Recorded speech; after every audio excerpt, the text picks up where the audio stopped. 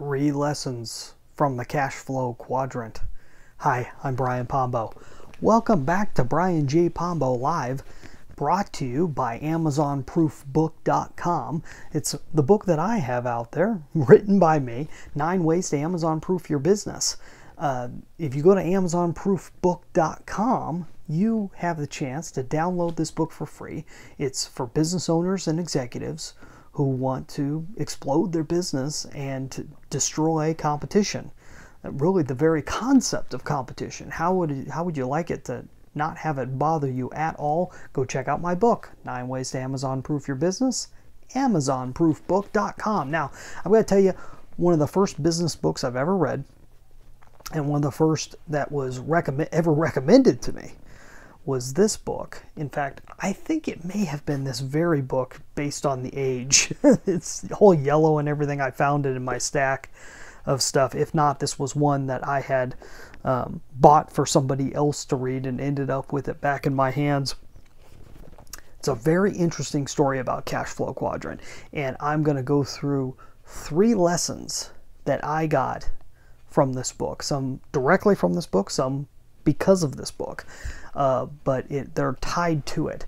The first lesson, I'll tell you the story, how it started. So what ended up happening was, this is kind of it's a story of my business life in a sense, because I was in the process of, I wasn't interested. I've always had a slight interest in business, but not really. I never really saw it as my future. My future was in acting, and specifically comedic acting, and had a comedy troupe of sorts that was put together, and we were going to be building ourselves after we were done with college, or toward the tail end of college. Well, we were at a point where we all decided we were going to move to the same town and live under the same roof and start practicing our art while we were finishing up college, those of us who were finishing up college.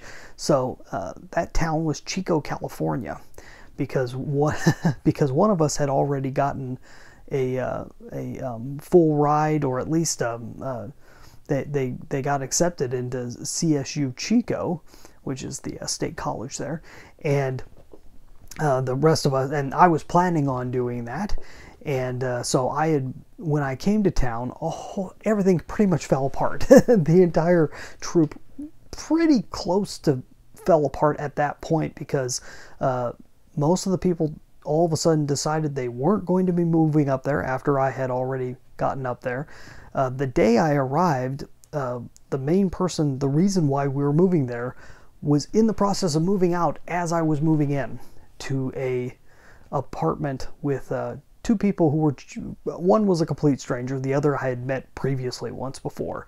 So here I was in a strange town with a strange situation, living with strangers, knowing really nobody in town, and really wondering where life was going to take me next, because I thought I had it all figured out at 21 years old, and I didn't. I had no idea what I was in for. I had no idea what was next.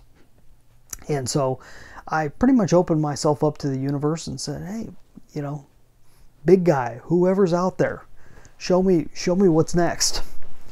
And I got in a situation, so I already had a position. So I had previously, when I was living in south of there, but still Northern California, I was working at a Barnes & Noble bookstore, if you remember those. They used to be all over the place, and they were the hot thing. And most of them either had a Starbucks attached, or they had a Barnes & Noble cafe attached that served Starbucks coffee. Well, I got pretty good at serving coffee through that little facility, and I also got pretty good at working the book side, so you could go either way.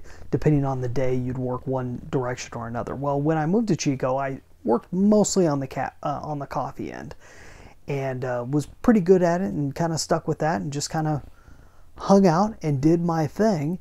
And one day they needed some more help on the floor, so away from the coffee shop. So yeah, dressed a little bit differently, I had to wear a tie and everything. So get out to the floor on this particular day, and the gentleman comes up and asks me where he could find this book.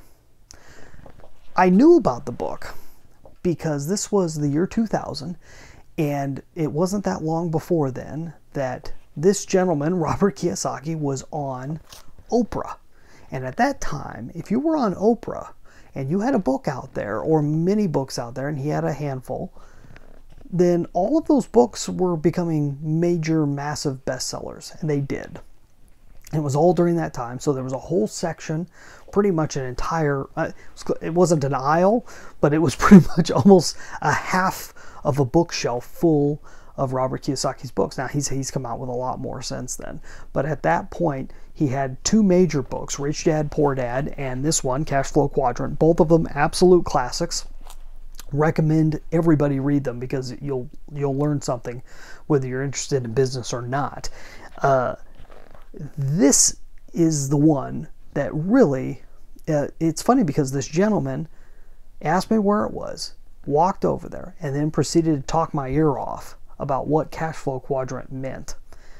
I didn't have a great idea of what he was talking about, but he seemed to know, or thought he knew, what he was talking about. And I didn't really trust the guy. I wasn't quite sure what this guy's deal was. But he says, you seem to get this type of thing. Why don't you meet me sometime and we'll talk about it some more? Because I'm working on a business that I think really fits what this guy's talking about when he's talking about a B-style business. I said, okay. So I bid. I said, I don't know where this is going, but I'm an adult. I can handle this, right? That string of relationships, it wasn't even that gentleman. That gentleman I only spoke with for a few weeks. But I ended up meeting a group of people that he was tied in with that ended up completely changing my life in terms of how I saw business and everything else. And it was because of the concepts of this book. So if you understand, I'll give you just a brief rundown of this. The CASHFLOW Quadrant are 4 different spots. If you're making money on a regular basis and you're not just pulling a check from the government, but you're getting a paycheck from somebody, you're either an employee, which is most people, trading time for money. You're self-employed, so you may own a business or whatever, but you're stuck to it. You're tied to it. It's a time for money thing. You stop putting in the time, you stop making the money. You're maybe making more money than the employee, but not necessarily, and you're still stuck in a time for money paradigm. Okay, over on this side, a bigger business, a person with a business that is systemized, can walk away from the business. They're not tied time-wise to it. They may still be tied to it in terms of management and so forth, but it's not a time thing. They could be off away from the physical business and still be able to get something out of it. So that's that. And then you got the investor side, which is it's system-based. This business is system-based. An investor is another system that you just have to put money into, money and time, and that you can produce a paycheck off of, in a sense. Getting paid over time on this side is not time-based. It's system-based, and over here it's time-based. Whereas most people are not over here, but produce most of the wealth, and most people are over here and produce a very small sliver of the wealth in this country. So the whole idea is, what's the difference between these two sides? And the difference is just a thought pattern. It's how you think about it. It's how you see system. So one of the 3 pillars of BrianJPombo.com is being system-based. System-based. Having a system built into your business. That's a huge thing. And to this day, this concept, which is it's a small part of the book where he covers this, but this concept is huge. It can change everything in your life if you understand that once you find a way to make money, all you have to do is systemize it. Make it somewhat mechanical. Make it able to grow, like we've talked about before. It can be an organism of sorts, but it has to have system to it. It has to have predictability. It has to be where it isn't dependent on any one person, including you. I'm going to go over lesson 2 tomorrow, but that's the first one that I wanted to cover. We'll have more of that tomorrow. We do this every night. We get together, we have a little chat about a business concept. Some are principle-based, some are more strategies, and some are just really detailed tactics. We'll be back tomorrow. In the meantime, get out there and let the magic happen.